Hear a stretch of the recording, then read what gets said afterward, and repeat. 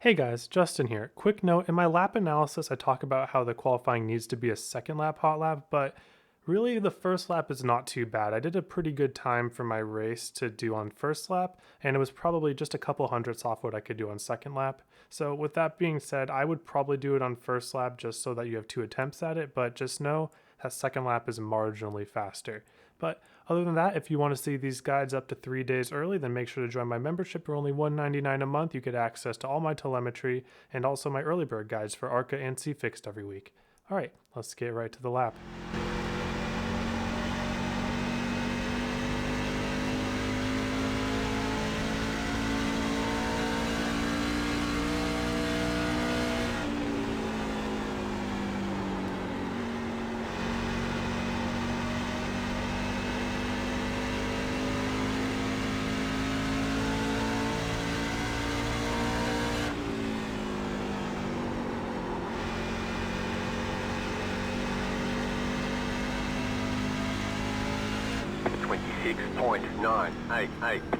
All right, let's take a look at that. So this is gonna be second lap. As much as I wanted to make first lap work, second lap is consistently like half a tenth faster.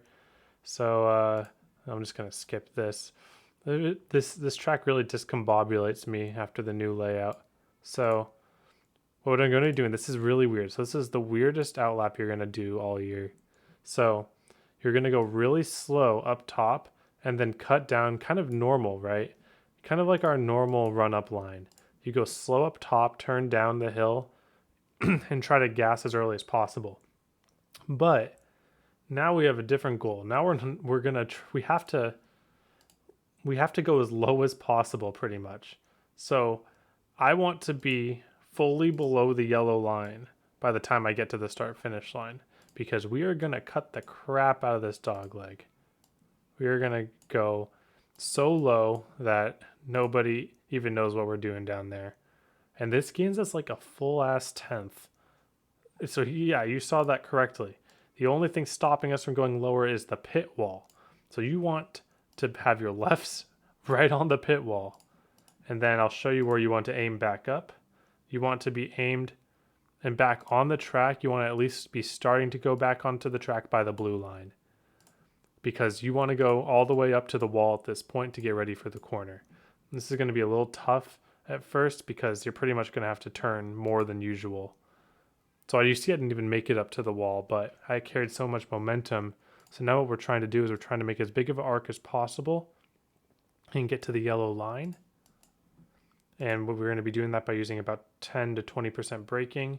And we get to the yellow line pretty early, but you see there's not much between the apron and the banking here. So we actually just gas up and almost, I don't think I fully hook the apron, but I'm not afraid of the apron. So you see I went straight from brake to gas. This is what you want to do. One thing that we talk about a lot on this channel is no time in between your brake and your gas. This is another one of those examples. The moment I get off the brake, I am on the gas. And at first I started at half, and then once I start feeling that my rears are rotating, then I can start adding more throttle to it. This is, again, one of the instances where you want to feel your truck on the right rear, which is kind of rare in trucks, but we've been hitting some good tracks lately. So as long as your car is getting loose right here, you can put about 90%, 80% throttle into it. And then once you can see the full straightaway, about right here, you see I can see the full straightaway here. Now that's when I can go full from my 80%. And the natural rotation of the car will keep me off the wall. And pretty solid 1 and 2. I think I got to the yellow a little too early. That's why I'm not carrying the most speed that I have. So where I aimed to the yellow is pretty darn good, but I kind of want to get to that apex about right here as opposed to right here. So that's just the little difference that makes. It's not that bad.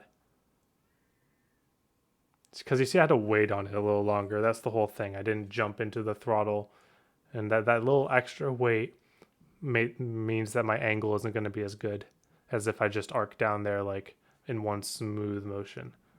So we're going to go all the way to 3 and 4 here. So 3 and 4, very deceptive corner. In theory, you could run the middle by braking all the way up here, and it feels fast. But what's actually fast is braking extremely early. I'm talking right here. I don't know if you have markers here. I guess there's a cone kind of right here, but this looks so far back to be braking for Phoenix, but no. This is the only way that we can make the bottom down here. So this is what we're doing. We're braking extremely early and we're aiming our car right for the bottom. And this is going to be a common theme for both the race and qualifying because the bottom is just so much distance being cut. And you can also get on the gas early because, as you can see here, the exit of 4 is extremely wide. Like, there is so much space to drive up the hill in 4 because of that dog leg that the bottom is really going to be the only way. Because if you look at right here, we start sliding up and we can't even see the exit of the corner yet. So it's like, well, we're going into the wall, right? We're kind of tight. But the dog leg, it just allows us to just drive so far up to the wall. There's so many lanes that we have to cross over. So we'll go over that one more time. So we brake at about 25-30%, and we go straight onto the throttle once again, full, almost full. Very, very aggressive throttle here. And you're not going to trust it the first couple times, but I assure you, you can just mash the gas on the bottom in hot lap and you will be fine. I dare somebody to hit the wall. It's harder to hit the wall than it is to just make the exit, because by the time you brake all the way to the bottom and you've made the bottom, then it's pretty much already timed to full throttle.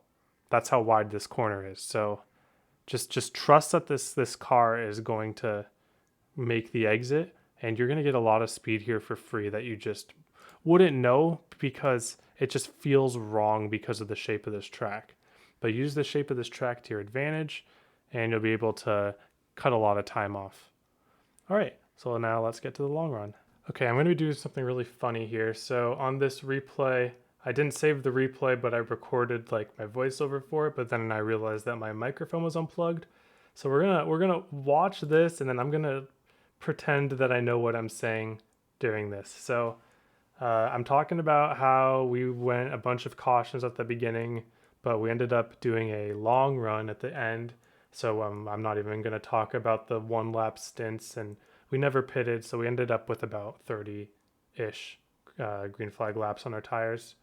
So anyways, I'm talking about my run here, and you see that I dip all the way down to the bottom on restarts because that's just too much free time. And then I say, okay, I'm gonna try to save tires at the bottom, but then I talk about how, well, wait a second, I'm actually not doing too good of a job saving tires because look how much my wheel is turning just to keep it on the yellow. So what that was telling me was that I needed to let off the gas earlier and use less brake to get into the corner. And then what you would be seeing is I would be able to use less wheel for the sustained amount of the corner and probably only give up a marginal amount of time. So yeah, you can see I'm like, man, I use too much wheel once I get to the yellow line. There's some people who get to the yellow line earlier, and because of that, they're able to hold less wheel when they're on it to be able to make it through the corner and save tire. So I kind of was realizing here that I was approaching the race and saving right front tire the wrong way. And here I'm talking about how I really need to get on the brake early to make the yellow line. You really want to make the yellow line every single lap on your run in 3 and 4. Because of that, basically we cut off so much time and the angle is very favorable to come off the corner. And then I'm also talking about how I don't cut the dog leg unless I'm getting pressure from behind. Maybe that's not what I'm talking about, but that's if you cut the dog leg too much, that can have an adverse effect on your tires as well. So it just kind of keeps that as something in your pocket and not something that you do every single time. Okay, so now we're just watching a couple laps here, and I think I'm gonna switch over soon. Yeah, I'm gonna go to a later lap to where I get passed. I think I get passed with about 12 laps to go or so. And Dylan found this line. This was both our first races this week, and he did a better job adapting than I did.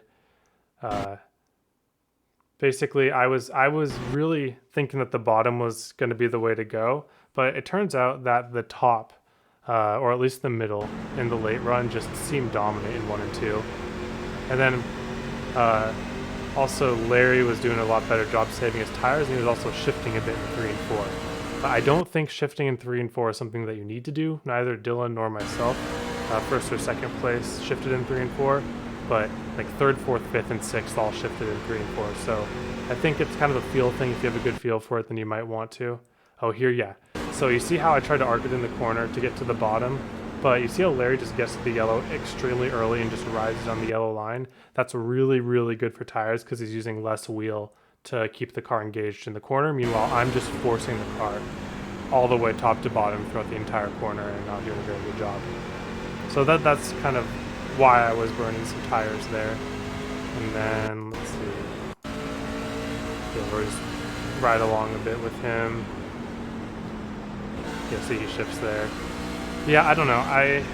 It gets a bit of a run, but if you get enough of a run, then I'll just cut down and you won't be able to get to my inside. So a run off of 4 doesn't do a lot unless you're able to get a run and also cut down, which is hard to do with the shift. So you see, I figure out that the second line is pretty good. But it's when I dip below that seam is when I hurt myself. You don't need to dip below the seam when you're running the middle. I just got kind of scared of the wall. Okay. Oh, this move is crazy. This is the thumbnail move. There's a lap car. I almost doored him, but I was like, I gotta go for it. Because there was like 2 or 3 people behind Larry right here. If I checked it for that lap car, I'm getting passed by all of them. So calculated risk, Ross Chastain style, we survived. Yeah, I think that no shifting is the best. I think if you do it perfectly to shift to make it better. And then you see that my corners start getting really good when I commit to this seam line and don't go under. Oh, I go under. Bad. Slow. Okay, let's skip ahead. Okay, now I'm going to show, yeah, I'm showing Dylan's line now. So let's take a ride along with him for a lap and see what he does.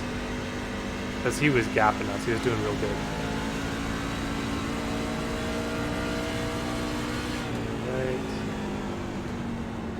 Yeah, see, he never goes below the seam, and he slows his car down a little more so that he's able to get the car pointed and gas earlier. I think I was trying to see what mile per hour. He went down to like 110, I went down to 109. So it was kind of the same, but you see, I went down to 109 because I was trying to cut the bottom, and that's bad. I just, next time I do this, I'm definitely going to commit to the seam more on long run. That seems like the best way. It's just counterintuitive for me because that's just not how ARCA drives. That's kind of my weakness in trucks, is when I try to drive it like ARCA. Because the trucks, they don't get on the right rear, so you just got to manage the loads on the right front and the right rear. So yeah, I ride along a little longer with him. Yeah, I guess you can show you guys here.